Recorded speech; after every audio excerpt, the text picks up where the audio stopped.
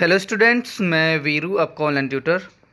आपका बहुत बहुत स्वागत है वीरू द पॉलिटी ट्रैक पर।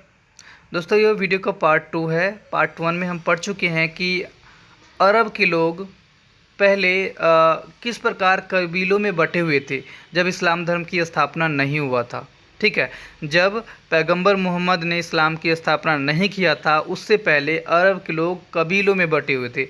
मैं ये टॉपिक मैं समझा चुका हूँ पार्ट 1 में। ठीक है, और इस पार्ट 1 में ही मैंने ये भी समझाया हूँ कि पैगंबर मोहम्मद किस प्रकार मक्का में इस्लाम का विस्तार करते हैं। ठीक है, और जब पैगंबर मोहम्मद मक्का में इस्लाम का विस्तार करते हैं, ठीक है, तो मक्का में पैगंबर मोहम्मद का और उनके जो अनुयायी थे, जो उनके विचारों पे चल रहे थे, यानी मुस्लिम समुदाय, ठीक है, उनका भारी विरोध किया गया। ठीक है, मक्का के धनी वर्ग के द्वारा। तो इसलिए पैगंबर मोहम्मद और उनके विचारों पे चल रहे मुस्लिम लोग यानी उम्मा, उनको मक्का छोड़कर इसी वजह से कहाँ आना पड़ जाता है, मदीना में आना पड़ जाता है।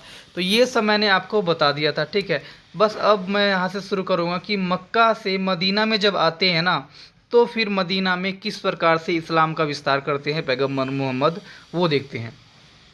तो दोस्तों याद रखिएगा, मक्का से मदीना जब आते हैं ना, ठीक है, पैगंबर मोहम्मद अपने उम्मा संगठन के साथ, अपने अनुयायियों के साथ, तो इसको हम हिजरी यात्रा कह देते हैं। ठीक है, और जब वो मदीना में आते हैं तो उस समय उन्हें पता होता है, पैगंबर मोहम्मद जी को वो ये बात पता होता है कि हमारे पास इतनी बड़ी उम्मा संगठन है। ठीक है, और इस संगठन को अगर जीवित रखना है, मजबूत करना है, ठीक है, और इस्लाम धर्म का विस्तार करना है, तो हमें काफ़ी बड़ी राजस्व की आवश्यकता पड़ेगी, काफ़ी धन की आवश्यकता पड़ेगी। ठीक है, और बाहरी और आंतरिक खतरों से रक्षा के लिए एक राजनीतिक संस्था होना जरूरी है।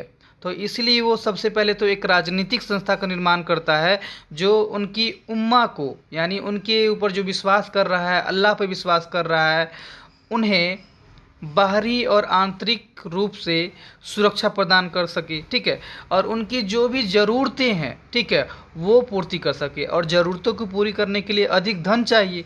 ठीक है, तो ये भी मैं बात करूँगा कि धन कैसे कैसे प्राप्त करते हैं। तो मोहम्मद जी ये जानते थे। मदीना में आते हैं तो मदीना में उस समय आंतरिक संघर्ष चल रहा होता है, क्योंकि मदीना में बहुत सारे कबीले होते हैं जो आपस में ही लड़ते हैं, एक दूसरे के ऊपर आक्रमण करते हैं और लूटपाट करते हैं। ठीक है, तो इस तरह से पैगंबर मोहम्मद जी मदीना के जो आंतरिक संघर्ष है उसको समाप्त करते हैं और मदीना पर नियंत्रण करते हैं धीरे धीरे। ठीक है, और मदीना में यहूदी धर्म के लोगों को अपने राजनीतिक संस्था के अंदर लाते हैं। ठीक है, उनको कन्विंस करते हैं, और इस तरह से यहूदी भी पैगंबर मोहम्मद द्वारा बनाया गया राजनीतिक संस्था के अंदर यहूदी भी आ जाते हैं, और इस तरह से मदीना में इस्लाम का विस्तार हो जाता है।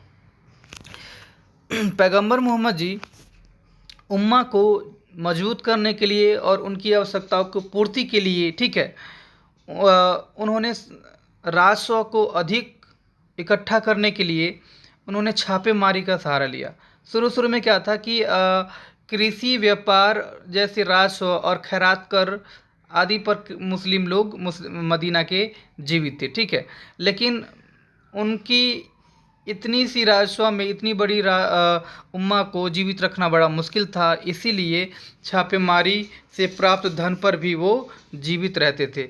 और वो छापेमारी कहाँ करते थे, तो याद रखिएगा, मुस्लिम समुदाय है ना मदीना के, वो मक्का के जो काफिले जो थे उन पर छापेमारी करते थे, जिससे मक्का के लोग मदीना के यहूदी लोगों से नाराज थे, और इससे मक्का और मदीना के बीच में तनाव बढ़ता है, और मक्का को पैगंबर मोहम्मद द्वारा युद्ध में जीत लिया जाता है, जिससे पैगंबर मोहम्मद का संपूर्ण अरब क्षेत्रों में लोकप्रियता बढ़ता है। ठीक है, मैं एक चीज़ कहना चाहता हूँ कि मक्का से में पहली बार इस्लाम का विस्तार होता है, लेकिन सारे के सारे इस्लाम धर्म के लोगों को मदीना में आना पड़ जाता है, क्योंकि वहाँ के धर्म को लोगों को विरोध किया जाता है, मुस्लिम धर्मों का। फिर मदीना में विस्तार होता है। अब मदीना ने मक्का को जीत लिया पैगंबर मोहम्मद के नेतृत्व में, ठीक है। तो अब मक्का के साथ साथ मदीना के साथ साथ मक्का में भी इस्लाम धर्म का विस्तार हो गया, ठीक है। 2 राज्यों में, 2 देशों में इसकी स्थापना हो चुका है इस्लाम धर्म की। जब मक्का को जीता था पैगंबर मोहम्मद, तो आसपास के जो अरब देश के जो कबीले वाले थे, आसपास के जो देश थे अरब के, वो भी पैगंबर मोहम्मद की लोकप्रियता से प्रभावित होकर, ठीक है, और इस्लाम धर्म यानी मुस्लिम धर्म को इन्होंने भी अपना लिया। और इस तरह से मक्का, मदीना और उसके आसपास जो देश थे अरब के देश, ठीक है, उसमें भी इस्लाम धर्म का क्या हो जाता है, विस्तार हो जाता है। आई होप समझ में आ रहा होगा सही से, ठीक है। देखो, जब मक्का को जीता है पैगंबर मोहम्मद, तो मक्का में एक पवित्र स्थल था, मैंने पहले ही बताया था, काबा। और काबा में बूतों को रखा जाता था, ठीक है, और उन बूतों को पूजा जाता था, ठीक है।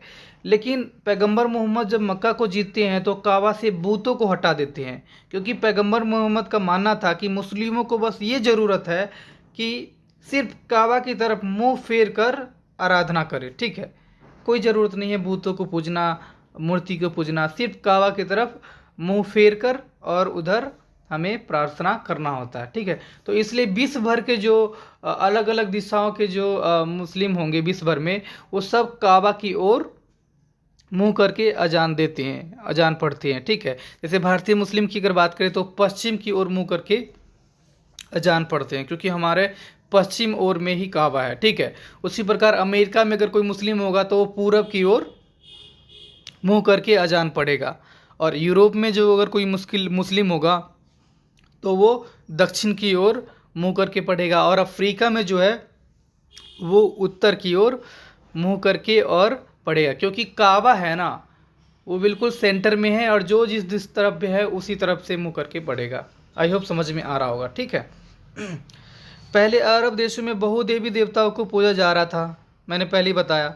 लेकिन बाद में इस्लाम धर्म की स्थापना जब हुआ तो सिर्फ अल्लाह को ही पूजा जाने लगा, ठीक है। अरब देशों में मैंने बोला था बहुत सारे कबीले में लोग बटे हुए थे, और हर कबीला में अपना अपना कोई ना कोई देवी देवता मूर्ति या फिर बूतों के रूप में पूजा जाता था। लेकिन इस्लाम धर्म की जब स्थापना हुआ अरब देशों में, ठीक है, तो तब से अल्लाह की ही सिर्फ इबादत किया जाने लगा, और धीरे धीरे इसमें विश्व भर में इस्लाम का विस्तार होता है। और ये इस्लाम का विस्तार खलीफाओं के शासन में शुरू होता है, ठीक है। तो पैगंबर मोहम्मद की मृत्यु 632 में हो जाता है, और उनके बाद खलीफाओं का शासन शुरू होता है, ठीक है। तो खलीफाओं के शासन को हम खिलाफत कहते हैं। क्या कहते हैं? खिलाफत। तो खिलाफत संस्था का जब निर्माण होता है 632 में, तो उसके बाद खलीफाओं का शासन, एक के बाद एक खलीफा आते हैं और शासन करते हैं, ठीक है। उनके बारे में अब हम कवर करेंगे। तो चलो इसको हम अगले पार्ट में कवर करेंगे। Thank you so much video देखने के लिए। अगर अच्छा लगा होगा थोड़ा सा भी प्लीज़ लाइक, शेयर, कमेंट और सब्सक्राइब कर दीजिए, और साथ ही बेल आइकन को दबा लीजिएगा ताकि हमारा न्यू वीडियो का नोटिफिकेशन जल्दी मिल जाए। Thank you so much.